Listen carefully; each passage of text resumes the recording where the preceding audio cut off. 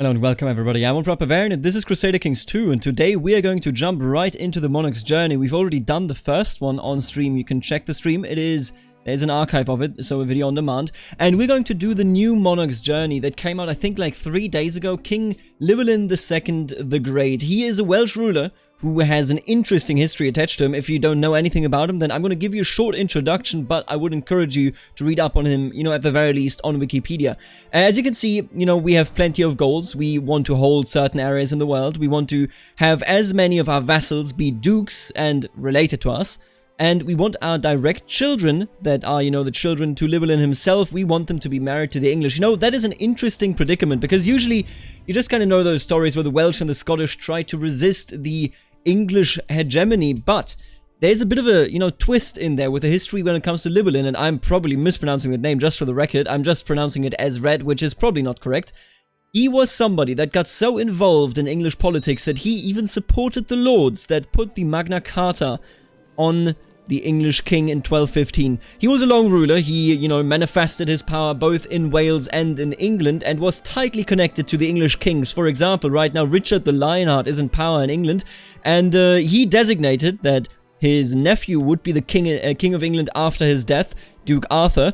But the brother of King Richard, King John, quietly murdered little Arthur. And after that was done, he created a bit of a coalition by marrying his daughter, misclick, his daughter Joanne to the good old King Llywelyn. So they had very tight connections, be it, sometimes in war, be it sometimes in diplomacy, and I want to do exactly that. What I want to do with this Monarchs journey, it's not the toughest one, it's not the hardest one, but what I want to do is I want to give you, especially if you're new to the game, kind of, a view into what you can do in Crusader Kings 2 and why it is so fun. I want the intrigue, I want the diplomacy, and I want the marrying to be entirely important in every being of its fiber. Now, the thing is, you can ignore many of those mechanics when you play the game, but I would encourage you to never do it because role-playing is the height of Crusader Kings 2. And I was thinking, I will marry an English lady. I was thinking of marrying Joanne, but, then again, we have a challenge to have as many children as we need so that we can marry them off to the English folk. And I'm worried that if I marry Joanne, who is still a child and will only be of age in 10 years, that I will not be able to have enough children. Meaning that I'm instead going to marry somebody that is tightly connected and also a Joanne. She's already 29 years old. If worst comes to worst, I'm just going to have some bastards. You know the drill. You know how the medieval world works, right? I shall marry Joanne Plantagnier. She has a weak claim on England, which is nice. Doesn't really mean much to me. I guess my successors will inherit this, which is nice. I have already thought about the easiest tactic to make this one work, to make this scenario work, and that is to literally just go and swear fealty to England and destroy them from the inside out. But I will not bend the knee. I will exist and I will persist as the strong, independent Wales that we all know I can be and I know I will be. And let me just quickly educate you. You will be a diplomat. Sure, you don't like it, my dear nephew, but that's it. You're not even my nephew, you're my cousin. You have a claim on one of my counties, that's fair. I mean, he is 15 years old, I should probably actually land him. Why not? I'm gonna make you a diplomatic genius as well. And then for myself, of course, you know the drill. I will focus on family because I think family first is something that Llywelyn took very seriously in his real life as well. Now, with that being said, I could try to become the King of Wales, but I don't think we want to go that route yet. I would love to groom an heir. So we're going to immediately be married, then we're going to try to have as many children with our proper wife, and if that doesn't work out, I will go ahead and maybe, wink wink, have some fun in the brothels of the world. Alright, so far so good. I think we can just simply unpause right here. We do have a tributary, King Rhys III of the Hubarth. We may, go against him when the time is ripe. Princess Joanne and King Llywelyn II are getting married. We can collect a royal aid duty to pay for the ceremonies. You know what? I want the prestige. Money is good and all, but the prestige makes people respect me, and I think that is very, very important. Now you, my dear wife, I would like you to like me, so I shall sway you. She does, of course, have the bloodline of Alienor, sorry. Jihad for Anatolia down there. They will soon, very soon, call a crusade, as they do. And that crusade will probably be for Egypt. It always is, honestly. Like, it genuinely always is. You could game that. You could game that. There you go. Crusade for Egypt, of course. You could game that, and it is fairly easy to game as well. You could just keep all your titles, you know, conquer Egypt, and then go from there by, you know, with the troops from Egypt, you just conquer some stuff up here. But let's be real, none of the old lords thought like that, so neither shall we. Now, we have joined this. Who shall inherit anything, really? My uncle, you know what? Absolutely. I mean, he's fairly old already. I don't want to give it... Maybe a Linion. You know what? You're a good character. He's brave. I like you. If I were to win this crusade in the name of Christendom, then you shall be the inheritor that I need. Now, I will offer you a non-aggression pact. He does not like the idea of it. But maybe in the future he will. It, you know, all depends, really. And I feel as though I'm just gonna go ahead, release this tributary. It will cost me prestige. Oh, we don't have enough prestige yet. I want to rule it directly. I think that should be clear for everyone, you know, watching this sort of stuff. You want to kind of get everything that you have under your control together under your direct control instead of just, you know, the indirect tributary mechanics right there. Let's hold a summer fair, why not, right? I've given the order that a summer fair should be held in Ross this summer. This should make the peasants happy. Very nice. And we have a new pope, but the crusade, of course, is still valid, as you know it is. To change the target, I would need more piety. See, I'm thinking, if I were to take out a loan with the Jews, I could probably go on and donate to the Knights Templars and change the goal of the crusade. Now, I don't know how worth that would actually be. It's kind of interesting because, you know, we should be going for Jerusalem, of course. When you take Egypt from the Muslims, and I will just say it outright, when you take Egypt from the Muslims in this game, then the Muslims will never bounce back. And that always just kind of gets boring, right? The jester who performed during the summer fair ran around in his silly hat with bells, and before I knew it, he hit me with his bauble. Everyone laughed at this and at his jokes, or rather his insults. It was rather funny. See, we're a really good sport. I enjoy that. That is good. We're not a terrible character. I am definitely a fan of that. The peddlers are loading their wares and the merchants are taking down their stalls. The jugglers, strolling players, and the other entertainers are preparing to leave. The summer fair is over for this year. It was great fun while it lasted. Even more prestige, thank you very much. I do appreciate it. We do get prestige if I were to donate right here, right? Oh no. Right, I can't afford it. No, I do think we would get some prestige. I'm gonna actually take out a loan. Temple vassals will not like this. But it will be the only way that would, you know, let me change the crusade target. How more?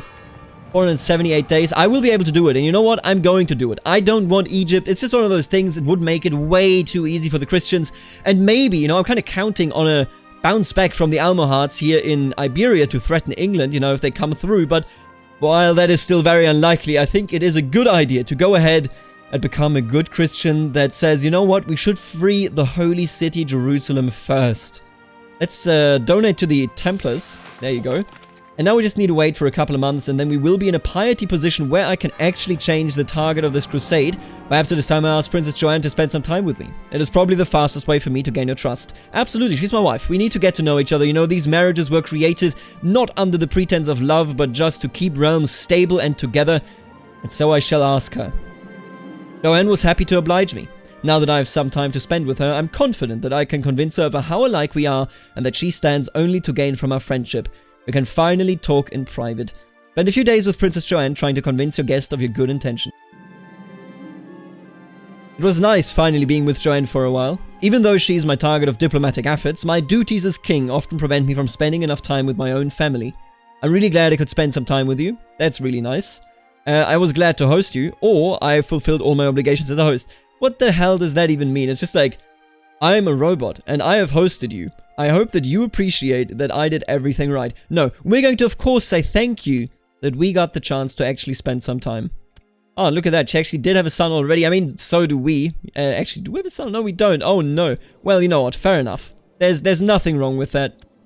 Look at him. King of Sicily. She's come around, most certainly. Was down there. 431 days. Now, if you wanted to exploit the Crusades, what you would do is you would bring your warriors already down there, you know, like 200 days until the Crusade. We're not going to do that. We're going to be fair about it. Aignon ap Rodri, my cousin. As he's growing older, I can see that Aignon could use some guidance in some of my experienced areas. It will require hard work and may not always be appreciated, but this is my chance to make a self-sacrifice for the sake of Aignon. You know what? I don't want to become your rival, but I will make you patient. At the very least, I can do that for you, because I'm also patient. I think it's only fair. And look at Joanne, already bearing a child. The rise of the Hansa. Very, very nice. They are doing some cool stuff. Didn't want to click that away, actually. The Trade League of the Hansa has just risen up, meaning that there is a new merchant league up in the north. Are there any other merchant leagues at this time? No, they are entirely alone. You have Venice, Pisa, and Genoa, of course, or Genoa doing their thing down in the Mediterranean, but in the north and the Baltic Sea, they have now absolutely free reign over whatever they want to do in the oceans. And what I want to do, I think what I really want to do is maybe there's a way to quickly get some more. I don't want to buy indulgence, I'm sorry to tell you. We still got 384 days to go. I think we will be there in time too. We need like half a year. We should be fine. Need a bit more than that, I guess. Young Griffith has finished his education in diplomacy. It is evident that he has excelled in his studies. Very nice. Look at you, Griffith. You do have a claim. It would only be fair if I treated family well, wouldn't it? But then again, let's just see. I will marry you off. Ooh, Princess of Norway. Now, that will not give us any pacts, but it certainly will make our, family even more important.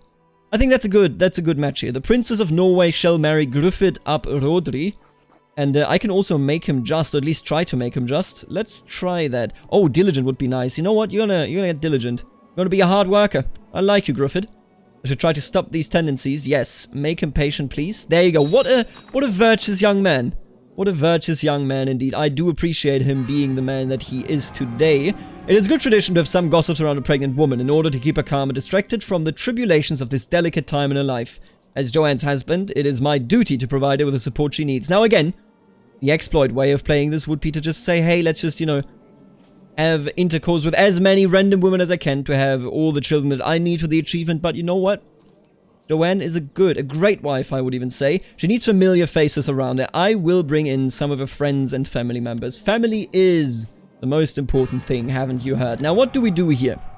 We could go for Anatolia, which would be very interesting. I would still like to go against this target, but not for, yeah, this is a bit memey, because we can't actually change it just for the same person. I could go for you and then for the Kingdom of Anatolia, but I can't go for him and then change it to Jerusalem, which honestly sucks. Like, that is very sucky. Maybe even, honestly, I'm not even going to do anything about it then. Disappointing. I would just say it, I wish the game would let me just change it from Egypt, but with the same attack target. Instead, I can't do that. Well, you know what? We are still a very pious man. We donated to the Knights Templar. I think that is quite the inspiration indeed. It's still 250 days to go. Very, very nice. We have time to, prepare and eventually go on the crusade. Did Richard the Lionheart pledge to this crusade? If he didn't, then I would be very confused. Yeah, there you go. My brother-in-law will do this and we will stand together. Once we're both crusaders, he might even work together with me. Right now, I will tell you, I'm fairly afraid. Hello, my daughter. Angharat. That's a nice name, I guess. I'm fairly afraid that at some point he will declare a war on us, because the English are what the English are. They do like to just destroy the Welsh and the Scottish. But honestly, I feel fairly safe. He likes me. Once we're both Crusaders, I think this will be even better. That is a good start, I feel. Now, this is exactly what I need. So, I will already go down there. It's a bit early, but it's not as early as I would usually go. And I will try to make sure to, start the war off on the right foot for the Christians.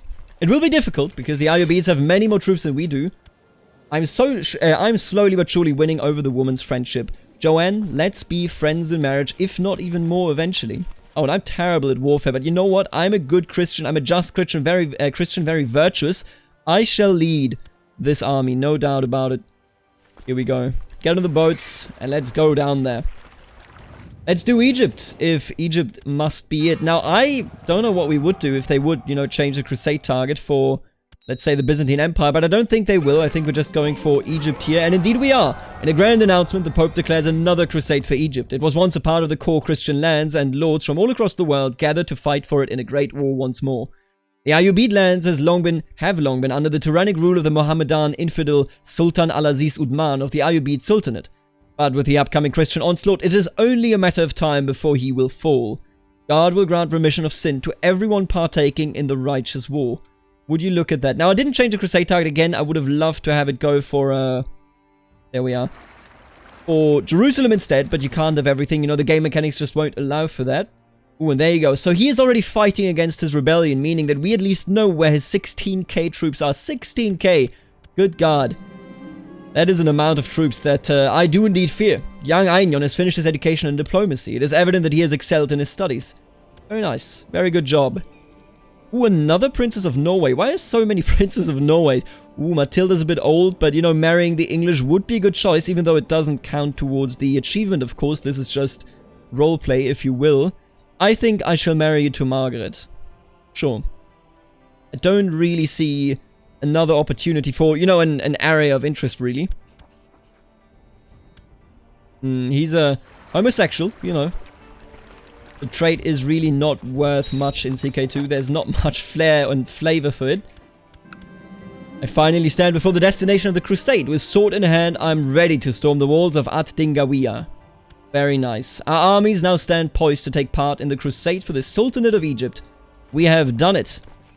And speaking of having done it, I'm going to auto-assign some commanders here in case we got any, you know, anyone that is better. Both of my family members now are, of course, Crusaders as well. That is very, very nice. Gives us a clear edge in family relationships. And yeah, I think they're coming for us. If they are, then we have to leave this behind.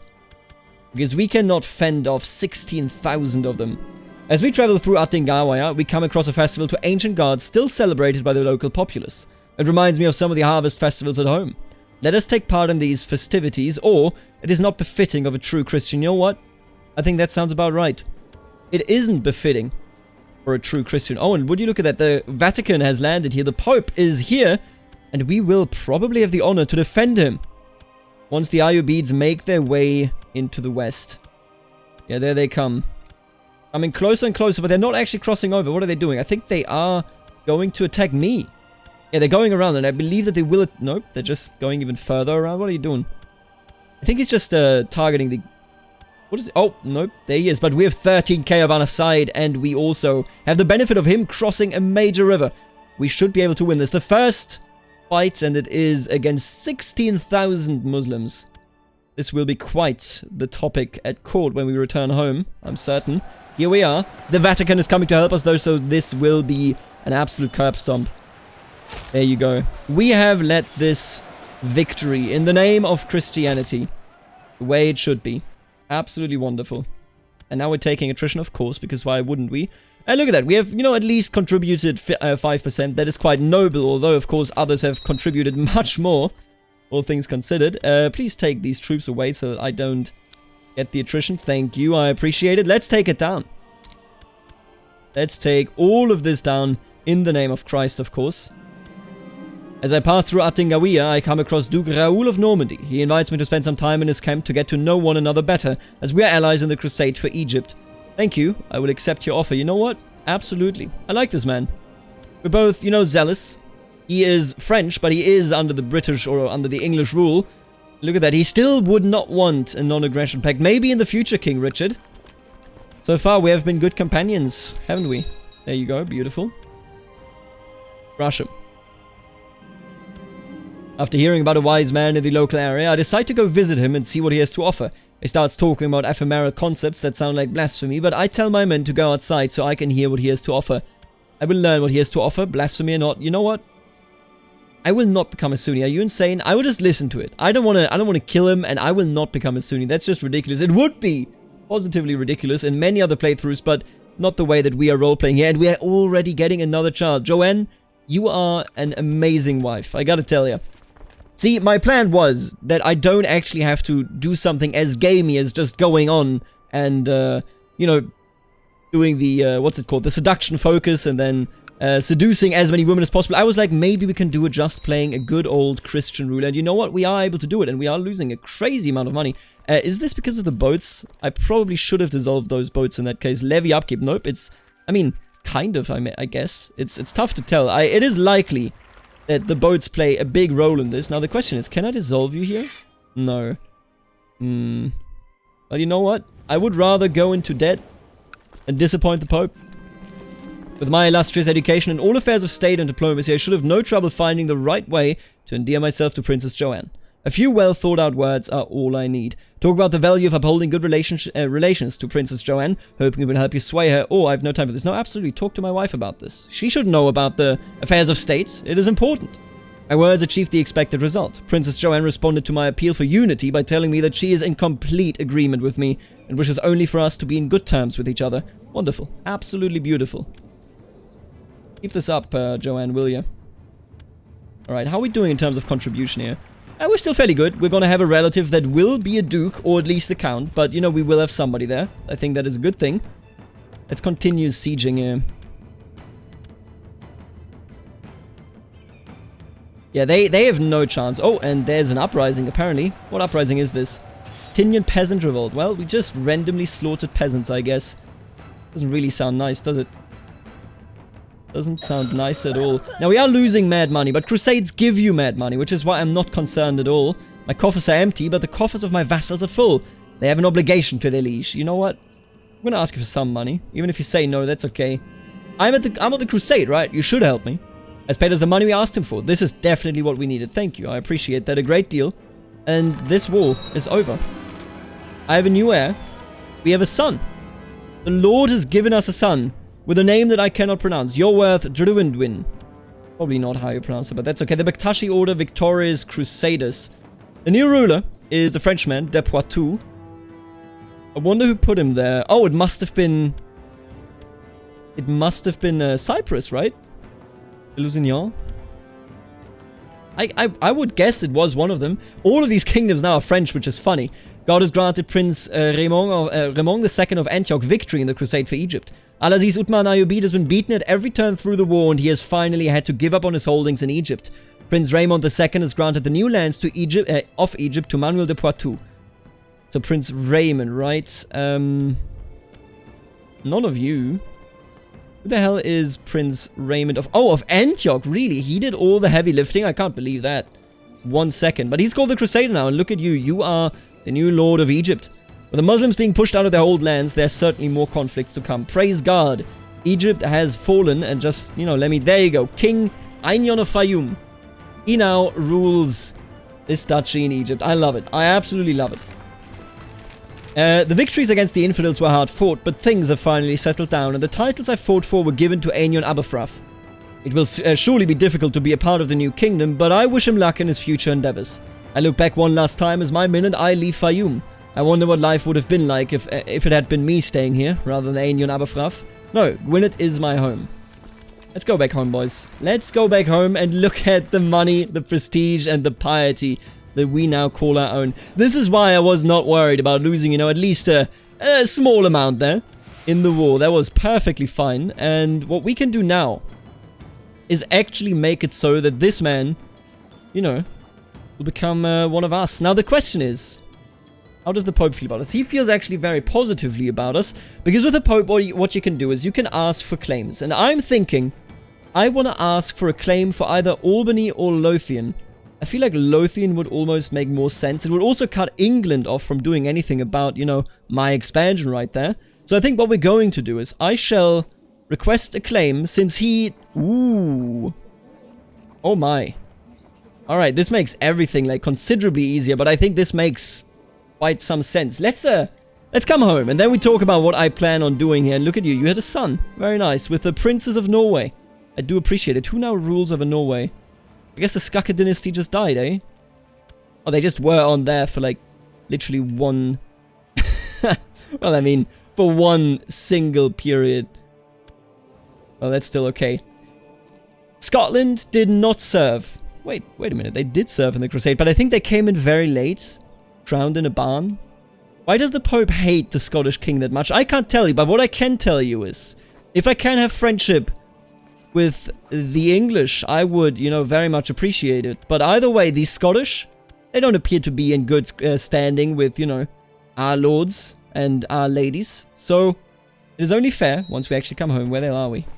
Jesus, that's such a long journey, but we will finally be home. What we will do now is only fair. The English are our friends, never forget that. They have done nothing. I could request an invasion of England. Are you insane? Are you out of your mind? First of all, I couldn't do it just because he has many more troops than I do. He would definitely destroy me. I mean, actually, he probably wouldn't. I mean, look at all of this. We could probably crush the English, but let me tell you one thing. I actually like the idea of leaving England here so that, you know, they wouldn't be, or so that they would at the very least be, you know, a bit of an issue in our way. Right now, they are incredibly strong. I'm actually going to make you my friend. Then I'm going to offer you a non-aggression right. Richard, the Lionheart, we are friends, you hear me? I want an invasion. This will cost you 295 piety, but will allow you to start a war for control of the Kingdom of Scotland. And you know what? Absolutely. Absolutely. Scotland and Wales will be one. And he just passed away. There you go. Your request is merit. In the name of Jesus, I grant you the right to invade the Kingdom of Scotland. Because we were a good Crusader, evidently a better Crusader than he is, we are now in a position of declaring an invasion of Scotland. And exactly that we shall do. Now, again, as I said, I want to be on good standing with the English, because if we just form the Empire of Britannia, it's the 10th playthrough, or rather the 1000th playthrough that is of that on YouTube. Instead, I want to have a bit of a different approach. I want to stand together with the English nobles, and with Richard the Lionheart, as long as he still lives. We are very alike, and then I see the lunatic trait. We are fairly alike, you know, he's a brave young man, or old man, that served in 2 crusades, technically speaking. He was a crusader before this. And we should stand together. Now, we will do whatever is necessary for the war against Scotland, but we will do that in the next episode. We will create a bit of a different empire, I feel at the very least, until we, you know, have to eventually, maybe, go against England. For the moment, England is our friend, and Scotland, traitorous. Traitorous Christians. I want to thank the members of this channel, the Richest T, Snywolf, Sai, and Herman, and of course the 2 dukes that are also members of the channel, Lexo and Benedict. I appreciate your support. It means the world to me, because otherwise the channel would not be able to run the way that it does. And I want to encourage anybody that also wants to support the channel to either check out the membership function, or check at least out the Paradox affiliate link that is in the description, that you can use to buy games for the same price, but I get a bit of a share for it. Either way, thank you so much for tuning in. We will continue the journey into Scotland in the next episode. Later. Alligator.